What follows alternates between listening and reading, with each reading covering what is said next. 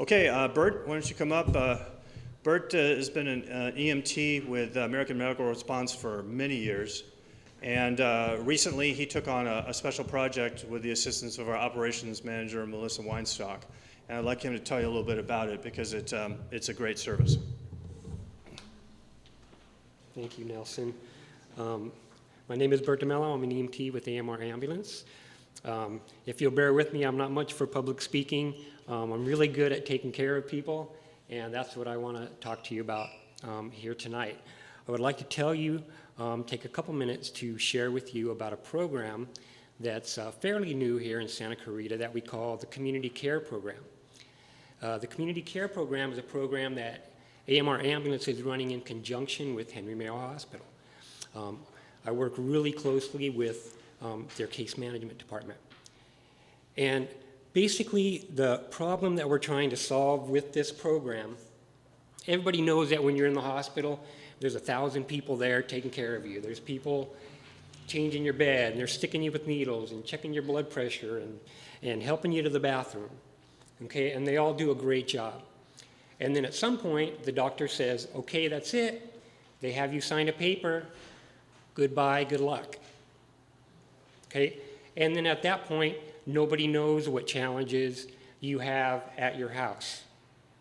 Nobody knows what effect your income makes on your health. Okay, and we see a lot of people that are frequently using the ambulance service, frequently being readmitted to the hospital because they have difficulty maintaining their health for various reasons once they're outside of our vision in the back of the ambulance or at the hospital where we don't know what difficulties they're having. So the people at the hospital, the bosses at the hospital, my boss, in our frequent discussions decided that we needed to extend that help from the hospital, out of the emergency room, out of the back of the ambulance, into people's homes at that point when they're waved goodbye to and they go home, that we don't know what challenges they have. So that we could find out what challenges they have and help them meet those challenges to continually improve their health. And we've been going for about 8 or 9 months now. And the citizens that I've been working with, I think have been getting a great benefit from the program. It's absolutely free. There's no charge at all. It's voluntary. And basically how it works is this. The case managers at the hospital doing their job, somebody that they recognize frequently in the hospital, that in their discussion with them, it sounds like they're having some challenges outside of the hospital at home, offer them our community care program. And if they agree, they let me know. Sometimes I come meet them at the hospital. Sometimes they're already being discharged and I call them at home and I set up a home visit. So I go and visit them at their house when they're out of the hospital. Frequently I do a home safety check if they agree. We certainly want to make sure that there's no safety hazards in their house that's going to cause them an injury and have to be rehospitalized. And then I sit down with them and I just have a chat about what kind of difficulties they might be having continually to improve their health. Some of the difficulties that we found that we're helping with is some people are low income. And when you don't have very much money, especially when it comes to paying for medicine or even affording food or transportation, that is one of the things that impacts your health. Transportation is another thing. If you leave the hospital and they expect you to follow up with your doctor and you don't have a way to get there, well, you're not going to be able to see your doctor. Okay, so that's another thing that we help with. There's resources that are available here in the city of Santa Clarita, from the city, from the senior center. There's things that are available from the county of Los Angeles, from the state of California, from the federal government that to meet these needs. And some people don't know about these various assets that we have. Some people know about them, but they're not quite sure how to obtain them. Well, that's my job.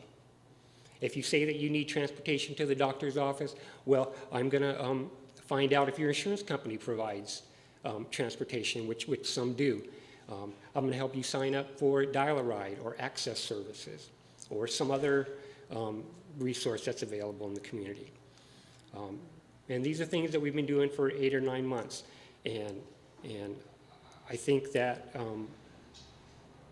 for the hospital, for the ambulance service, for the citizens, I think we're doing a really great job in raising the level of health of people in our community. And I think it benefits everybody, even if you're not one of those people that are having difficulty with those things. Because if people are frequently being hospitalized because they can't make it to their doctor, or they can't afford their medicine, or they don't have transportation, that affects the whole community and people that are trying to access medical care. It means longer waits at the emergency room if you go to the emergency room, both if you're waiting in the waiting room or if you show up on the ambulance and all the beds are full. That's one way that affects us. So I think it's a really valuable program. And if I could just end with generally one example, without giving any names, of somebody that I've worked with here in the community. This gentleman is in his late 50s, quite a few health problems. He has a colostomy, he has heart problems, he has breathing problems, and he has kidney failure, so he has to go to dialysis 3 days a week. And when I first met him, he was hospitalized, as he frequently was at that point. And his transport to dialysis wasn't really consistent. Sometimes they showed up to take him, sometimes they didn't show up. Half the time that they did show up, he didn't feel like going. He lived on a very small income, 90% of which went to pay for the small apartment that he was living in. And it didn't leave very much left over for his medicine and his food. In fact, the apartment building he lives in, the senior center provides lunch 5 days a week. And sometimes that was his only meal because it didn't cost any money. So he had no other transportation. He was low income. At that point, his Medi-Cal had been canceled due to some bureaucratic snafu, which was a serious problem. He didn't even have a telephone or a connection with a primary care doctor.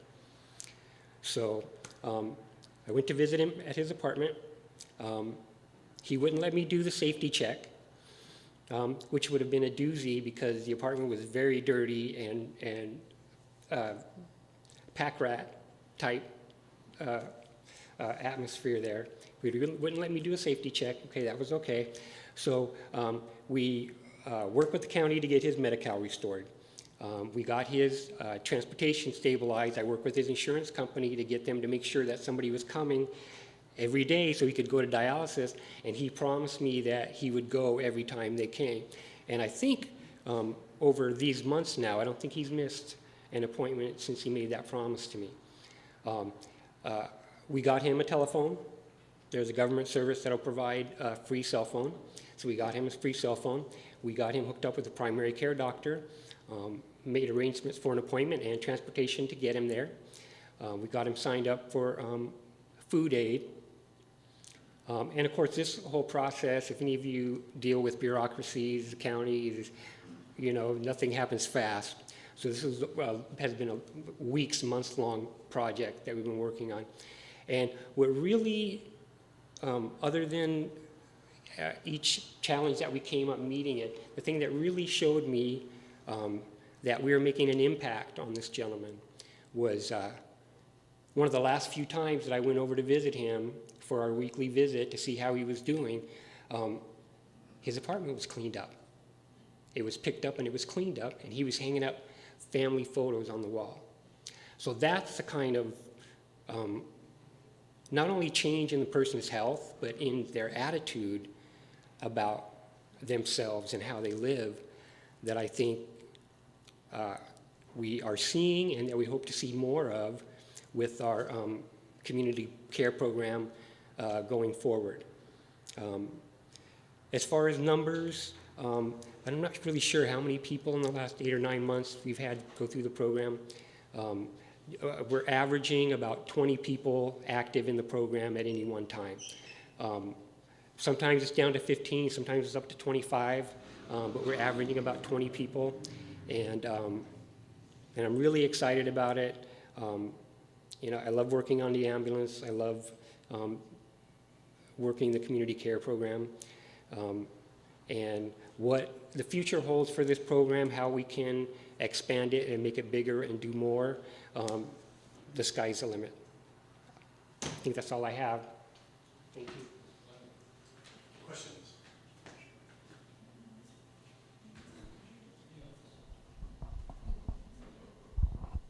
Are you working with Dr. Dorio on this? I'm sorry? Are you working with Dr. Dorio on this? No. Doesn't that sound, Al, like this is just up his alley? My goodness. What happened? Is it just if you happen to be discharged from Henry Mayo? Does this apply to somebody who is discharged with hip surgery from Kaiser Hospital? Right now, at this point, everybody that's being included in the program, everybody that's being included in the program is being screened through the case management department at Henry Mayo. So that's where I get all my referrals from. And that's the only place at this point that I'm getting referrals from. But we have had meetings with people with the city and other people that provide services to Santa Clarita.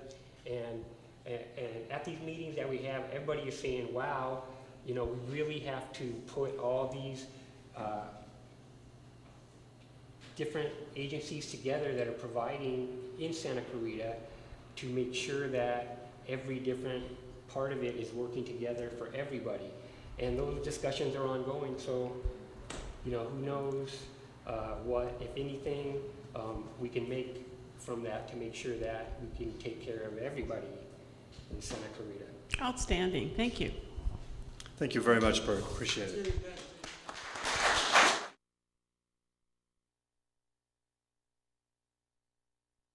I don't realize this, but 911 taxes the system. It taxes the hospitals. As Bert can tell you, one of the reasons his program started was to alleviate the emergency rooms from the readmittance of people that keep going back time and time again. So these are all things we're trying to do in the community, as well as healthcare providers, to really take the burden off the ERs, which are really overloaded, as well as urgent care centers. Now we're trying to see those are open more and more, so people go there instead of the hospital. If you have a problem and you need to get to a hospital or even a doctor's appointment, you can, and insurance many times will pay for an ambulance transport. It doesn't have to always be a licensed siren emergency.